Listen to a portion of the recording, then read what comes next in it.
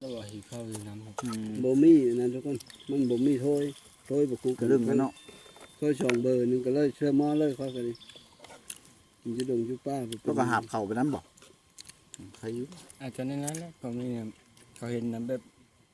แม่นหับจนมันกล้อง อ๋อ จนไม่ขั้นกล้อง จนมันข้างกล้องยันหับเข้าวันนี้ หลังกลับคืนทุกคนกลับคืนไปถ้วยมาซ่านพุ่นแหละ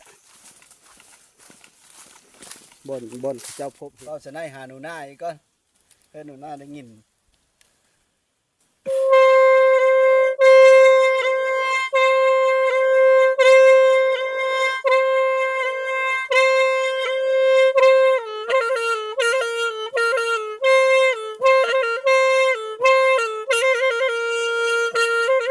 แม่นี่10เท่าแม่นี่บ่อนเอ้ขันอยู่นี่นะก็จังว่าในนั้นอันนี้เฮาเบิ่งอันนี้อ้อรถ นี่ คนผู้อื่นเขาสิบ่เฮ็ดแบบนี้ เราสารบ่ เราสิเฮ็ดแบบนี้เราสิเฮ็ดปะติ้งปะต้องห้อยนั้นห้อยอันนี้ โอ้ยันแม่นแล้วเนาะ โมดเล่าเนี่ยนั่นนี่แม่นบ่ได้ขันอยู่แล้วนี่กับหนูนาแล้วเบิ่งเหล้าหลามนั้นนี่กินทุกคนตัวนี้ก็แม่นบังเหล้าหลามเราสิต้มนั้นนี่เสื้อนี้นะของกินเราเนี่ยแม่นแท้ๆกลับขึ้นมาแล้วทุกคนกลับขึ้นมาถ้าโหยแล้วขึ้นมาเบิ่งบ่อนเหล้าอยู่อีได้สังเกตเบิ่งเหล้าไปทางเลยแท้นะโอ้ก้อนเหล้าสิไปแล้วก็มอดฟื้นมอดไฟข้างนี้สองทางติดต่อมนต์ซ้อเสียงผู้ไทยนี่เขาก็มาฮอดเฮิรนนั่นเท้าตาลเท้าปานเนี่ย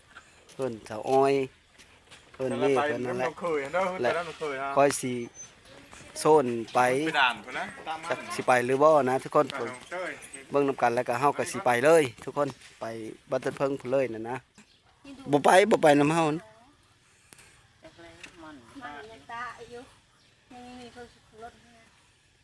ถ้าเพิ่นนั่นล่ะสิเฮา ไปลุงบ่ เฮาก็เมื่อยหาแหละไปกับบักตาลหวานนี่กันมื้อชื่นน่ะก็ไปกับบักตาลหวานนี่น่ะชนตะดองได้ไป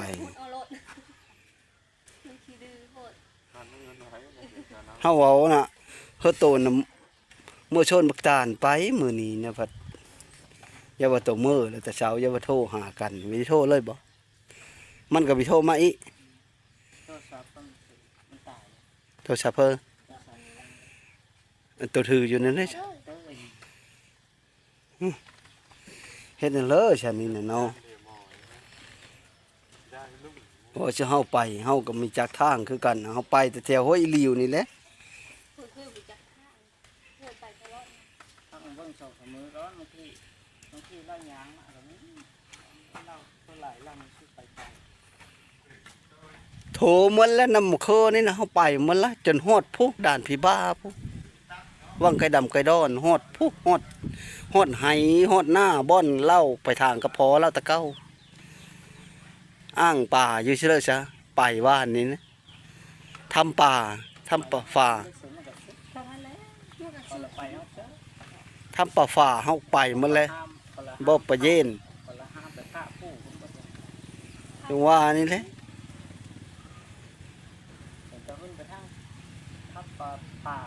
ทั้งห้วยสังคาพี่ก็ไปแล้วว่านนี้ด่านห้วยหลิวน้ำมันนี้นะโทมัด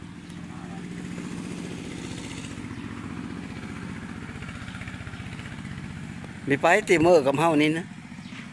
มีไปปะ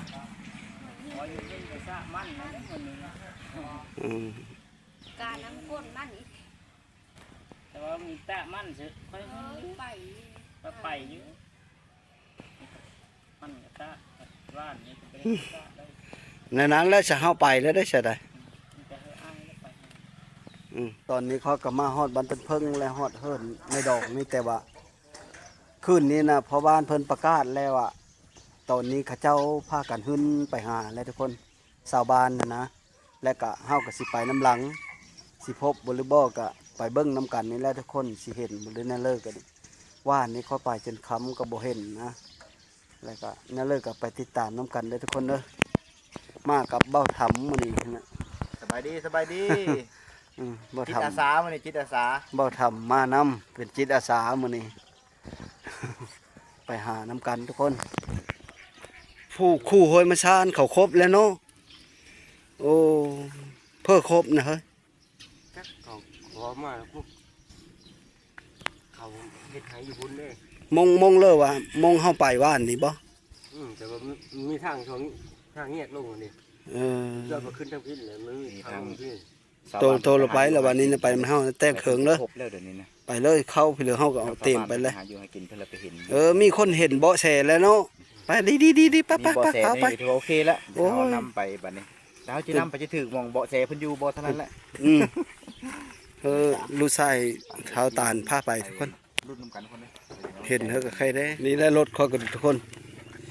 ขี่รถคันนั้นไปบ่ไหวมันต่ำต่ำเพอตลอดเอาคนรถคันเก่ารถบักลานี่ใครได้บักลามันมักขี่คันนี้นะบักลาเสร็จรถมันว่าปะเชื่อก็ได้ว่ารถไม่ปะเชื่อก็ขึ้นฮอดขี่คันนี้ใครได้ ขี่คันนี้ใครได้ปะเชื่อก็ได้นั่นว่ะไปมุดป่าไปหากินก็ดีเตรียมพร้อมแล้วเนาะไปเอาเดินทางเลยเถอะเฮาบ้านนี้เขาก็มาฮอดด่านนั้นด่านอีหลิวคือเก้าด่านอีหลิวหรือด่านเอ้ยหลิวนี่แหละ แล้วมันบทสุภาพกะด่านนั่งหลิวตอนนี้ก็มาน้ำกันกับเบ้าถำแล้วก็เท้าตาลเท้าป่านนะโบมาโซนนี่เลิกกับโบมา ขาเวียก ข้าเวอย่าไปปั้นมันว่ะ ขาปันมัน ไปตะมันก็เฮากับมาโซนอาอยู่บ้านพี่เลยไปน้ำกันยังท่านได้เคิงช้ำทุกคนบ่อนเขาเจ้าเห็นจุดอยู่เนี่ยนะเอาไปเบิ้งน้ำกันว่าสิพบหรือบ่ได้เลิกกับไปลุ้นน้ำกันทุกคนบ่อยู่นี่นะ นี่บ่ อันนี้นะคือด่านห้วยผีบ้า ด่านห้วยบ้าเลยเนาะ แมน เคยมาเทื่อนึงแล้วนี่ ห้วยผีบ้าเคยมาบ่ตัวมา เทื่อนึงแล้ว มาเคยน่ะ ลืมข่าว ส่งมาหาแต่ข่าวใหม่ดังๆเด้ โอ้ หาใหม่ของเขา อันนี้ก็ว่างไก่ดำตัวนี้นะฮอด ไม่ ว่าง ว่าแค่ดำเนาะ นี่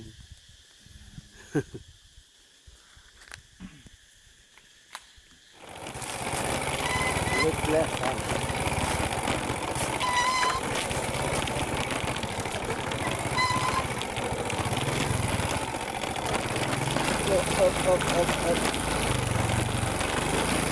ตอนนี้ค่อยกะมาฮอดที่อันจุดหมายบ่อนที่ข้าเจ้าได้พบอันหนูนากับเอ้ยขันนะบ่อนข้าเจ้าเอาเข้าเอาน้ำเพื่อกินนะว่านนี้แหละว่าอยู่ที่เขตนี้แหละคนแถวนี้แหละแต่ว่าจากอยู่มองเลยแท้นะเท้าตาลพามาจุดนี้แหละอยู่นี่ก็คือบ่อนในผ่านเพิ่นเคยมาแต่เก้าผลมาหาลาหากินนี่แหละอยู่จุดนี้แหละนี่จะป้าไม้ซอดทั้งหมดคนนะก่อบางอย่างง่ายโบแมนไม้ปูได้นี่ไม้ธรรมชาติทุกคนนะปุ๊บเต็มกระฟังที่นี้เลยจักโหยพี่ช่างข้อกระบูข้อกระบูคือกันทุกคนฮะห้วยป่าฝ่าเนาะห้วยป่าฝ่าถ้ำโอ้นี่แหละนะพื้นที่อุดมสมบูรณ์ทุกคนสมพ่อเราถึงมาปีนึงลงไปเบิ้งห้วยกันโอ้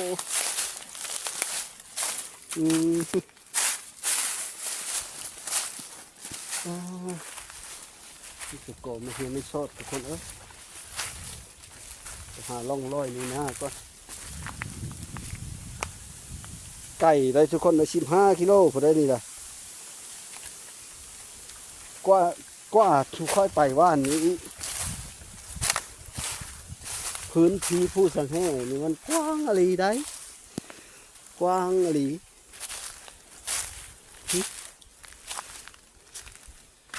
นี่คนห้อยคนน่ะไม่อยู่นะแต่ว่าจะเป็นห้อยดูหน้าบรูห้อยชาวบ้านนะทุกคนห้อยเขาเจ้าไปหากินนะเรื่องกันทุกคน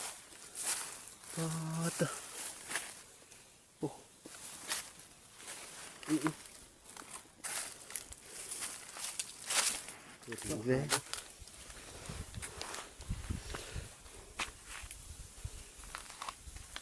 หนูนาบ่มีได้นำเด้อนี่กับทุกคนนะ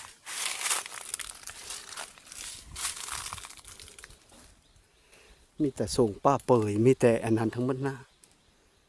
ส่งป้าเปยส่งป้าเหทุกคนป้าไม่ชอดมันบ่เห็นซ้ำทุกคนก็สิกลับขึ้นไปหาหมู่อยู่พุ่นแหละเขาเบ้าทำกับเขาตาลขึ้นไปหาน้ำเขาพุ่นแหละ ไปขี่รถมานี่ก็เหงาหนึงแหละ โยทางเนี้ยก็เรา แต่ เห็น นี่ เนาะ หาแผนกันว่าที่ไปหาจุดใดที่เขาเห็นนะก็ต้องอยู่หม้อๆเท่านั้นแหละ แมนเลยบ่ไก ก่ ล อนต้องมีหมองผักหมองหั่นแหละจะพาลูกมาหาเลาะหาสะปลากินอ่านว่า แมนแมน ไม่เคยเลยอยืมพุ่งไปหาว่าทางเฮาเลย โอ้ โอ้ ไม่เคยเห็น อยู่หลุมพุ่นเนาะ แต่ว่าเฮาเนี่ยเดี๋ยวขึ้นมาขึ้นเลยอย่าหาเราลง อืม แบบยันพบตามทางขึ้นมากินเนี่ยนะ นี่ก็หมดทางรถและบ้านนี้มีแต่ทางยางทุกคนก็พากันยางไปนี่แหละทางกับเจ้าไปพุ่นเฮาสินำไปลองมึงเขาตามไปก้อนเลยเนาะ แม่น เฮาไปน้ำลังเลยบัดนี้ยางเลาะหาหนูนานี่นะ ไปถึงเลย รถจักรไปบ่ได้แล้วทางนี้เนาะ บ่ได้เลยรถจักรไปบ่ได้แล้ว ย่างเลย ยางเลยแบบนี้ ที่ตะเวนตกอันนี้เนาะ ไม้นะทุกคนโชงเป้าไม้มีหมดละไม้ใหญ่ไม้คือเป็นบ่เนาะบ่แม่นดอก ยังบ่แม่นเนาะทีมงานเขามาหาอยู่หากิน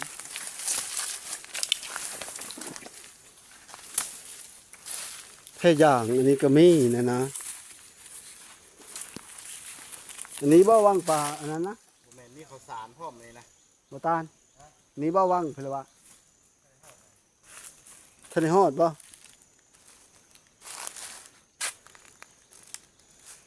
หาเล็บเบิ่งห้อยก่อนทุกคนเห็นแต่บ่อนนอนเขาเอาบ่อนเขาปลาเคิงอยู่หั่นหาบ่แม่นเคิงหนูหน้าเบิ่งคักแล้วมีฮอตบ็อกเซอร์แสดงว่าทีมงานอื่นเขาเจ้ามาหาลาหากินนี่แหละ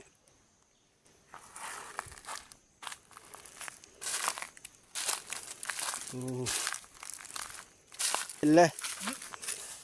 ครบแล้ว ไปก็ได้ฮอดตีผู้ผู้ โอ้ ว้าวเลย เจ้าก็ได้ยินแล้วว่าเขาเห็นอยู่เด้อแถวนี้นี่ เห็นก็เห็นอยู่เด้อ ดัน ดาลีอยู่แล้วมึงมันมาแต่วิทย์นั่นแหละ เขาไม่ใช่ ว่าไม่อีได้ ว้าวว้าวตอนเลิก เขา ว่าเสานี่ บ่อยู่ไม่ใช่เนาะเขาบ่ไม่ใช่ ใช่มึงเราไปทั้งนั้น โอ้ ไปห้วยมาชัน เพราะไม่เขาจะปึ้มที่ไหนอยู่นี่นะเขาไอ้น้องไอ้เบนนะ เออ แล้วเขาเห็นแล้วเขาเมื่อขมันพร้อมเอาเข้ากินเลยก็ ฮะน่ะ อืม เห็นเมื่อวานนี้ เดี๋ยวมือชื่นไอ้เบโทรห้องไปเมื่อคืนนี่ อืม มีผู้บ้านประกาศแล้วก็ไอ้เบโทรไป อยู่แถวนั้นแหละอ่านวันนี้อยู่แถวมอที่เขา นี่นั่นแหละ ชมธรรมชาติ ชมพลมาชานทั้งนั้นกลับขึ้นไปพุ่นเลยสัตว์ดอก เขาเห็นทั้งนั้นป้าเขามาถึงนี่ตัดไปทางนั้นโน้ตทางเมืองชาย ว่ามันก็หาเบิ่งจำมันสงสัยอยู่นี่นะ ว่าสิกลับลงนะ ถือว่าตู้หมอนี้มันอยู่พี่ได้น้องเธอมันน้ำขึ้นมาพี่นะ แม่น เออ ว่าสิหากลับเลาะลงนะ เฮา ห้วยมาชันเนี่ย หาโลลงถือว่าโชว์บนประธานก็โลลงไปนี่แล้วมันยังเจอเนาะ นี่ หม้อแล้วใส่แล้ว ลังกลับขึ้นทุกคนกลับขึ้นไปห้วยมาซานคนแหละบ่อนเจ้าพบเห็นนี่แล้วว่าย่านว่าบ่อนพบเลยย่านว่าเล่ากลับเล่าขึ้นมาตั้งทับอยู่พีนะแต่ว่าขึ้นมาหาอะไรก็บ่เห็นชุ่มตะดองมาจะเทิงผูกก็บ่เห็นเราจนยี่ฮอดฟ้าผู้เบื้องนั้นเลยฟ้าเขาไปทั้งมันแกงแดงคุณเลยเฮาก็มาฮอดบ่อนที่อันชาวบ้านเพิ่นมาชุ่มเขาตะดองนะทุกคนมาจอดรถไถไว้นี้ทุกคนก็พบเพิ่นอยู่พุ่นเลยเพิ่นก็เลาะห้วยลงมาเลยนะค่อยก็เอารถจักรลงมาหาบ่อนเพิ่นจอดรถนี้ อันนี้ก็คือชาวบ้านเพิ่นมาหาอยู่หากิน หาซ่อนปูซ่อนป่าทุกคน หาซ่อนปูซ่อนป่าตามธรรมชาตินี่เขามาได้2-3คืนแล้วซุ่มนี้ก็คือสิพบอยู่อย่างหนึ่งก็ดีเนาะคันมาเห็นเขาเจ้านะ เขาเห็นเขาต้อง ก็พอได้ถามเบิ่งเขาเจ้านี่แต่ว่ายังบ่เห็นคนเขาเจ้ายังไปหากินทุกคน อยู่ป่าอยู่ผู้เนาะหลายดอกเขามัดไว้คักนี่เนาะโอ้ได้ป่านี่ปิงกันไนบ่ปิงกันไนก็สนายหาหนูหน้าอีกก่อนเฮ้ยหนูหน้าได้ยิน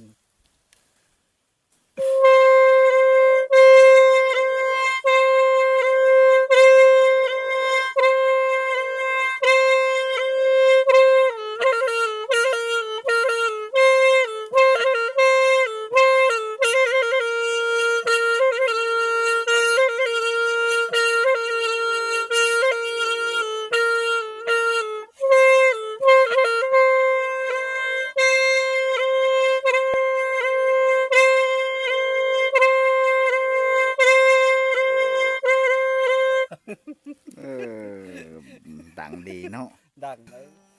300,000นั่นนี่นะเฮาซื้อ 300,000พุ่นนี่นะ แม่นเป่าเบิ่งดูโต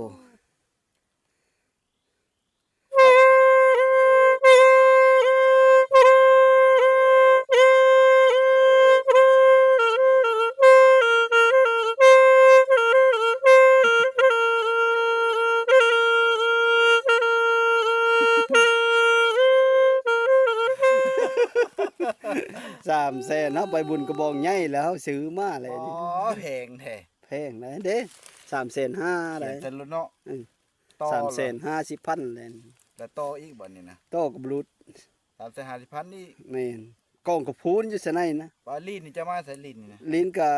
มากับสนัยหั่นแหละ โอ้ดังดีเนาะ แม่น ให้ลิ้นมันแพงกันแพงกันลิ้นมัน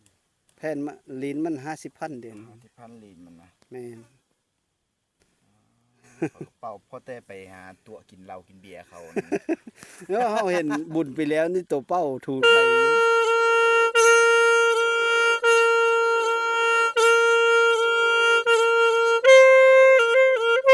คนว่านํกันนี้นะ3 คน โอ้ได้เผื่อได้ละครับ ได้ครับหากับมาขึ้น มาคืนนี้ ได้อันนี้ป่านี่ เอาหน้าแล้วยิงเอานี่เนาะเอามะมุดพร้อมบ่ ยังมาได้บ่ได้มาบุก ท่านได้มุดสำบ่มุดที่เสื้อนะ 3 คนนะสิเลอหน้านะเบิ่งเลยหน้าก็ดีเนาะโอ้ พ่อประดาได้พานเพิ่นมาจะหากิน ในพานใหญ่ พานเพิ่น ป่านะทุกคนนะป่านะทุกคนเพิ่งสอยค่อยได้ปลากระบอกทั้งหมดปอตัวเนาะเป็นฟูงอยู่ทุกคนบักสอยเลยป่าทั้งหมดเนาะคุณลอยอยู่ มันคือมีไปเฮาสลิงช้อนซะนำมาอยู่น้ำค่อยพี่นะบนกับบอนอยู่โอ้มันไปว่างนั้นละพอได้หันแล้วขี้เหงื่อปกหันสะพอได้กินง่ายนี่โอ้ยมันช้าไม่ได้เนาะช้อนเอาขนมอันนี้เลยน่าดองห้ามละดองห้ามกันคุยละปลากินง่ายก็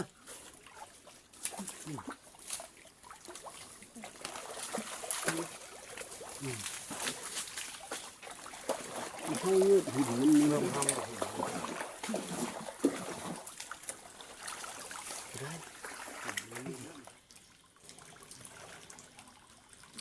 กำลังโซนกำลังหากินขึ้นไปกินข้าวง่ายนี่แหละว่าตะดอง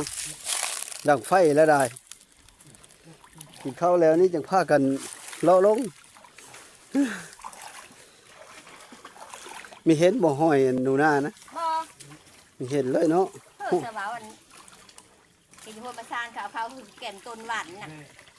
เขาต้นเหลาน่ะ เออ บ่เบ้ เขาเห็นอยู่พุ้นอยู่หลุมพุ้นแต่เฮาคนขึ้นมาหาอยู่เทิง เขาเอาข้าวเขากินหวานนี่นะบ่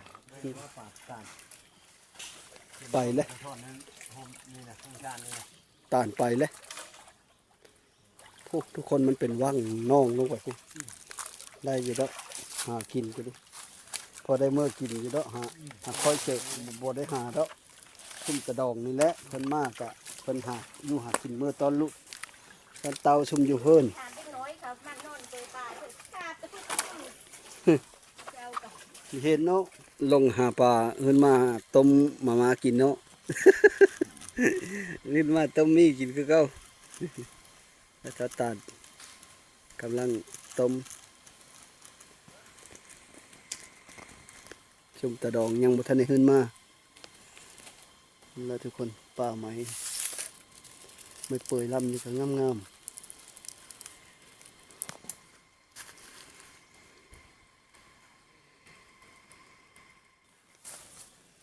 ต้มมีได้บานนี่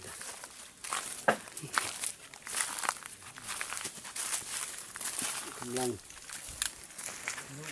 จังน้อยโลก รอจังหวะกินสุกนี่ก็จะเมื่อแล้วกินงานเพิ่นมาหาหนูหน้านั่นแหละแต่ว่าโอเคโอเคโดยสุขอยกินข้าวแล้วนี่ก็ไปแล้วถ้าเฮากินข้าวแล้วนี่ก็ได้กินข้าวกับมี่ทุกคนกินข้าวกับต้มมี่กับแจ่วปลาแดะมาตะเฮินพุ่นแหละผักเก็บน้ำธรรมชาตินี่ละ กินงานมาของนานคนในเพิ่นไปซ้อมลงไปหาลุงเพิ่นว่าเพิ่นกินเขาง่ายแล้วมันเราน่ะเพิ่นเขากัน กินข้าวเพิ่นก็บ่กินบ่มีนั่นทุกคนมันบ่มีถ้วยบ่คู่กัน เรื่องนั้นเนาะ ถ้วย2เบอร์นึงก็เลยเชื่อหม้อเลยเขาก็ดิกินจุดงจุป้า ก็มาหาบเข่าไปนั้นบ่ใครอยู่ อาจจะในนั้นแหละผมนี่เนี่ยเขาเห็นนะแบบแม่นหับจนมันกล้อง อ๋อ จนไม่ขั้นกล้อง จนมันข้างกล้องยันหับเข้าวันนี้ อืม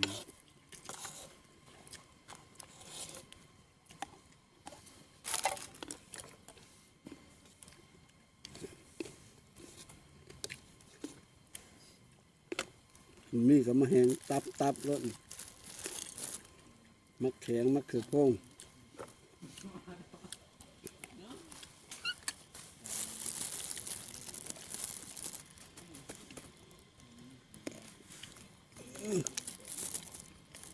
แก้วบอกมาเจ้าน่ะ อืม ชิมดูเป็นจังได คือกันละ ที่เป็นนั่นละ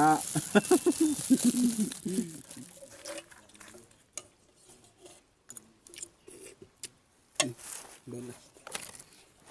โบ้งอ่ะอืม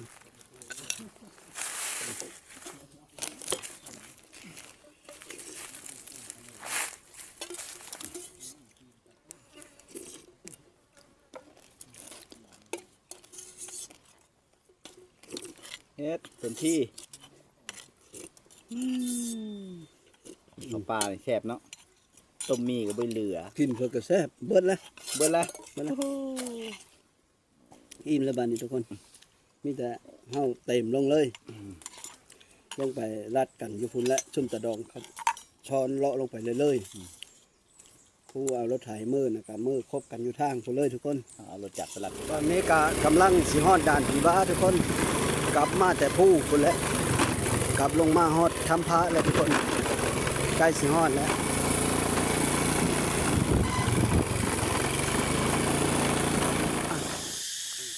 4 คนได้บ่มามุดอยู่วังอันนี้นี่บ่วังไก่ดำนี่กินข้าวง่ายแล้วมันนี่ยัง 4 คน มา4 คน เชื่อชะมูนะต้นเพิ่งนี่นะปะค่า เจ้าว่า โตลูกมันตึงบ่ บ่แม่น ยังคืออยู่ได้แล้วลูกมันตึงซื้อนั่นเลยบุญมีวันนี้เลยเอนอยซื้อเลยนานะกลางเลยโยกยานแล้วกระโดด เอาวุธเล่นนี่เนาะโอ้ทุกเฮ็ดเองบ่โอ้ว้าแต่หลายอย่างแท้ หลายคนทุกคน โอ้ เฮ็ดเองเนาะประกอบเองซื้อเลยป่าได้นะ ปุ๊บเลยมึง อยู่น้ำหมู่พุ่นบ่หมู่เด้ซะเขากะเว้ากันไปกินข้าวเสียซะกินอยู่นี่บ่เขาท่านได้ลงมาเนาะมีเห็นบ่หนูหน้าก็ไว้คันมีเห็น โอ้เช้ามื้อหาแล้วได้2มื้อซะได้6มื้อนี้แหละเฮามาหาเขาหนูหน้านี่นะ เป็นเขาประกาศหาอยู่แหละ ประกาศแล้วเนาะประกาศก็คนมาหากะหลายอยู่แต่ว่าจักมันครบกันทีมงานชุมโตนะ4คนมาหามุดปลานี่เนาะมาหากินสายป้าสากะมาเช้านี้บ่ มาเช้านี้ ว่ างคลิปที่2 ยศแม้นแล้วตอนไปเฮากายไปนี่บ่เห็นขากลับมาประเทศรถน้ำกินเลยทุกคน กินน้ำช้างเหย้านี่แหละเฮ็ดนั่นเลยดีกว่าบ่มีได้อันร้องคอลงนะเด็ดก็เด็ดปานนี้โอ้ยโง่ควายกินก็เขาขายตัว2-3 หมื่นพุ่นเนาะ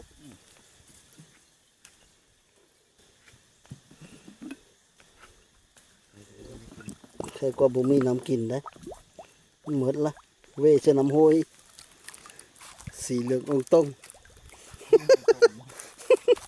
สีเหลืององต้องบ้านเยอะบ่เยอะก็ได้กินแล้วทุกคนเพราะว่ามันบ่มีเด้หมดแล้วน้ำกินหมดแล้ว พุ่นแล้วไปหาหนูหน้าก็บ้านนี้พูไปน้ำกันเลยทุกคนพุ่นเลยเลาะห้อยอันแม่ว่าเมื่อกี้นี้น่ะซุมค่อยน่ะไปไก่พุ่นนะยามว่าเราเลาะหุ่นเทิงนะแล้วไปรัดทั้งเทิงบ้านนี้แหละ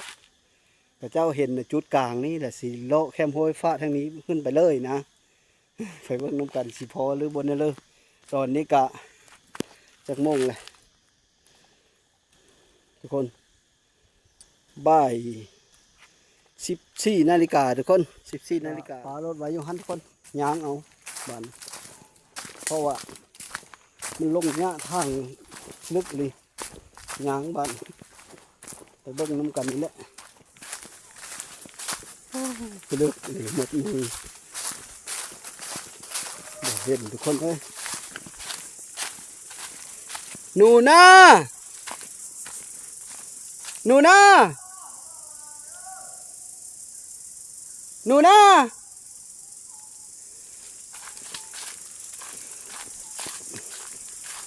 ว่าเห็นบ่อนอยู่แต่ว่าบ่เห็นคนเขาว่านั่นนะเดี๋ยวไปเบิ่งน้ำกันทุกคนไปเบิ่งบ่อนอยู่แล้วสิอยู่ดอนเลอร์แท้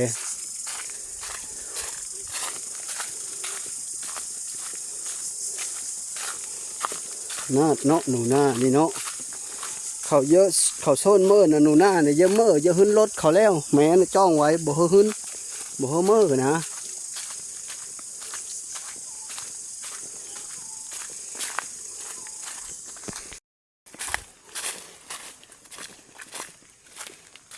หนูนา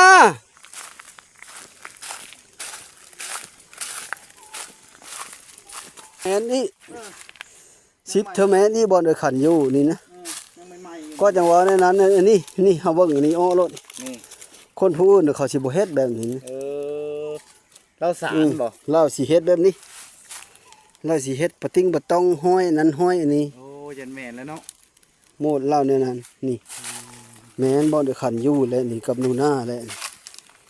เขาไปนอนไปซ้อบานนี่เส้นนี้ไปเบิ่งระเบิดเส้นนี่นะ หมดไฟข้างในเนาะนะตักน้ำหมดไฟข้างใน เขาลามกินได้นะ อืม ง่ายหม่องเลย เบิ่งดูไปเลยหันอยู่หั่นนะ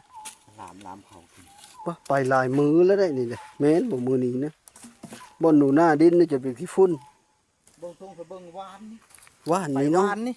ใหญ่วานนี่หม่องอยู่นี่ มันยังเกลี้ยงอยู่เด้ นี่ หนึ่งหม่องนี่ใบไม้บ่ได้หล่นโปก แม่น ลาย อันนี้ก็สักกะแห้วได้เนาะ อันนี้ก็ยังใหม่ๆอยู่นี่ก็ที่ประเทศโซนี่นะ เราเฮ็ดแบบนี้เนาะหมดเราเฮ็ด แม่น เข้ากลนกลแก่นอยู่นี่ไปอยู่ชิลาเดบ้าน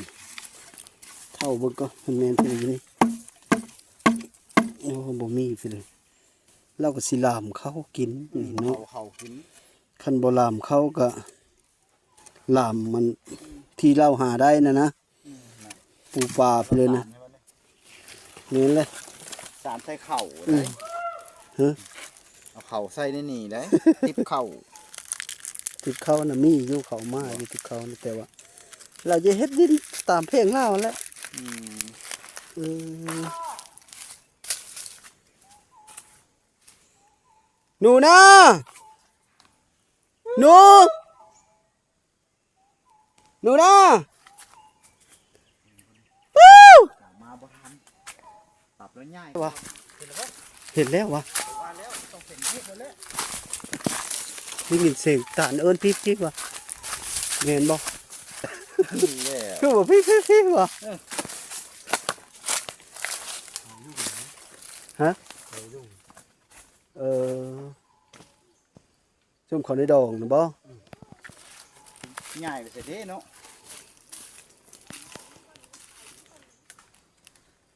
ค่าอีแล้วนี่จ้ะ ฟังให้กระเจรถสิบ่ได้เอาเลย เทิงนี่ เรื่องนี้ อยู่เทิงนี่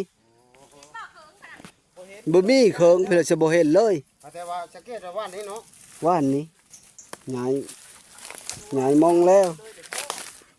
อันนี้เจ้ามาทางนั้นบ่ อืม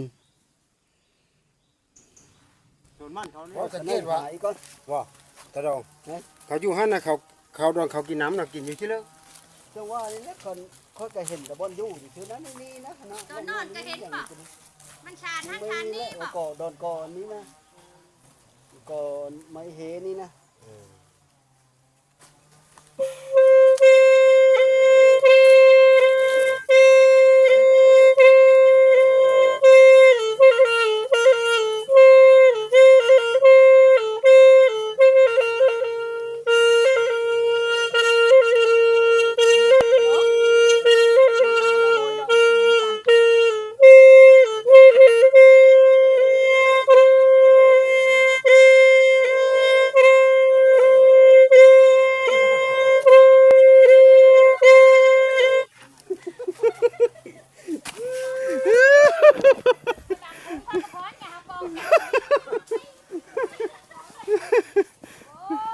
โยมันmới hà lại rồi đó bao giờ đấy hả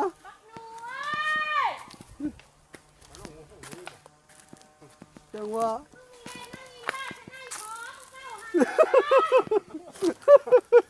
แล้วก็นั่นพักอีเลิศนี่นะมันเกิดเองนะนะพักอีเลิศหรือว่าพักนั่งเลิศนี่นะเกิดเองเต็มแต่พังโพยนะแม่นมดแถวนี้ใหญ่มากแต่พวกมีแต่พักนั่งเลิศทั้งหมดเบิ่งเหล้าหลามนั้นนี่กินทุกคนตัวนี้ก็แม่นบังเหล้าหลามเราสิต้มนั้นนี่เสื้อนี้นะของกินเราเนี่ยแม่นแท้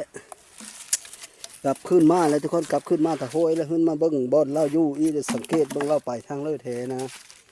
โอ้ก้อนเล่าสิไปเล่ากับมอดฟื้นมอดไฟข้างนี้แม่นแหละนี่นะเล่าเป็นผู้หาเก็บ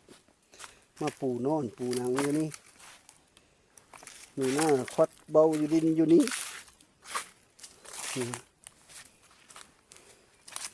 เราหามักเฮ็ดในนี้เด้อนะนี่แล้วก็ตามบ่เห็นแล้วไปเสาะหาบอลไม้ทุกคนเฮ้ยไม้กระพุ้งบ่ไม้กระพุ้งเลยนี่เนาะก็จะเป็นนิ่วอยู่หน้าเข้าไปนอนหลีอยู่ในนิ่วมันนี้ก็ได้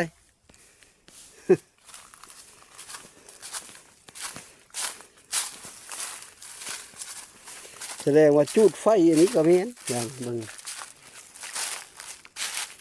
อันนี้ก็แม่นทุกคนเคยจุดบอลเราอยู่นี่หอบแล้วเห็นบอลแล้วก็ย้ายเชเอิ้นกับสมอยหนูนา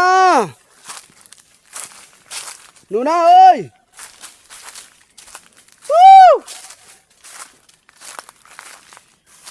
อยู่ในหันบอลอยู่เมื่อกี้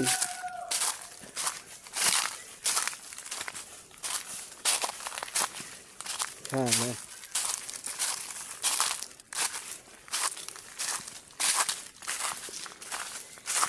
คงได้เห็นเลยสนอโอ้ กินน้ำขี้ไก่ดำก่อนทุกคน โยน้ำบังไก่ดำไว้เนาะ เมื่อยเลาะเลยเว้ย โยหมดน้ำอะไรกินน้ำขี้ไก่ดำลงเบิ้งนี่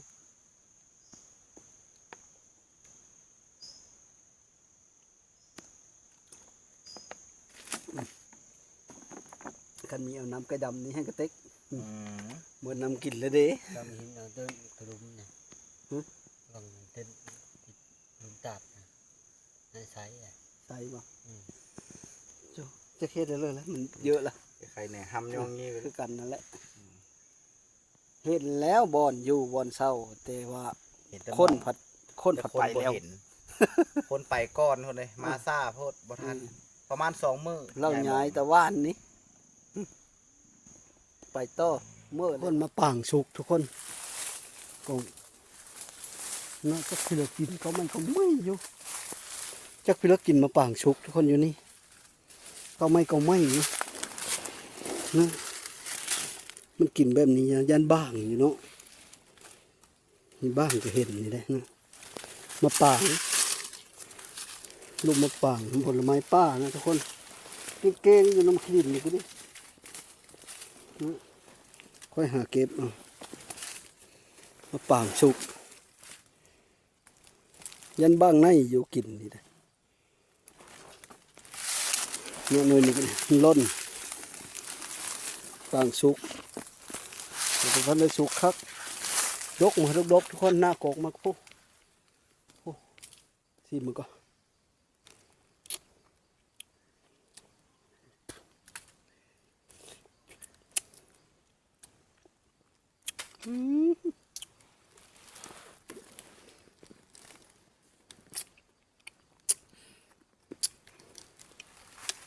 พอ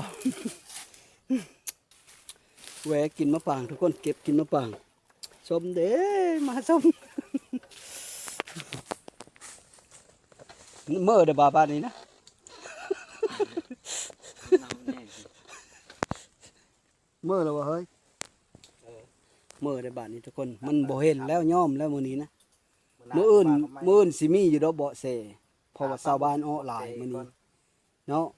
พวกเขาปักพรพ่อบ้านประกาศเลยเด้ พอบ้านประกาศโผหมด3-4บ้านแล้วทุกคนบ้านต้นเพิงนาปะค่าหน้างิ้วนี่เขาเจ้าก็ต้องมีเบาะแสบ่อนเขาเจ้าสิเห็นนะกะมื้ออื่นก็มาหาไม้แล้วเลิกก็ตามทุกคนติดตามไปนํกันเด้ออย่าลืมกดติดตามค่อยได้หาหนูหน้าซอยได้เอาใจซอยได้สุดท้ายก็ขอขอบอกขอบใจน้ำพ่อแม่พี่น้องที่เข้ามาติดตามรับชมก็ขอให้อยู่ดีมีแห้งสุขสุขคนเด้อแล้วก็เพื่อหนูหน้าเห็นไว้ เห็นแต่บ่อนอยู่คนผลบ่เห็นสบายดี